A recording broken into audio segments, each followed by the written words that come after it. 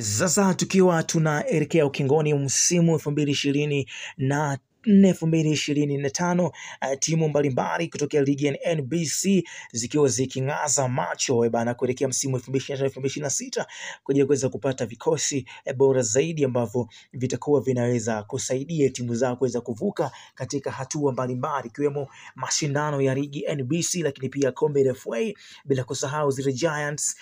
katika bana kombe au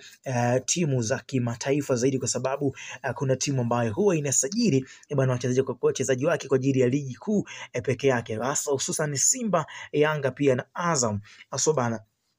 So moja issue ambayo inazungumziwa sahizi sana kupitia mitandao ya kijamii ikiwa ni kuelekea msimu wa usajili, watu wengi wakiwa kimtaja sana Clatous Chota Chama kuweza kuondoka katika klabu hiyo ya Young Africans, ambapo mpaka sasa hivi inasemekana kwamba picha zote bana zinazokuwa zinahusiana na Yanga tayari ameshaweza kuziondoa katika ukurasa wake ule wa Instagram, jambo ambalo wana Yanga wengi bana wameonekana kutokufurahishwa kabisa. Inasemekana pia bana hajaweza kuhudhuria kambini ambapo Yanga ipo vitani tarehe 2 kwa ajili ya kuweza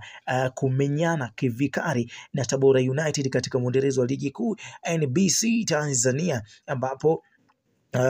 bana Clatous Chota Chama sasa hivi yuko na familia yake pale Zambia. Anaweza kujiunga na kikosi hicho cha Young Africans, ikisemekana kwamba amechoka kuweza kutokea sabu, kwa sababu huku Simba alikuwa ni bana expanded, mtu ambaye alikuwa anategemewa sana kuweza katika kuingia kwenye ile first 11, lakini kwa huku mambo yamekuwa magumu. So kitu ambacho kinaweza kumuondoa Clatous Chota Chama inasemekana kwamba bana ni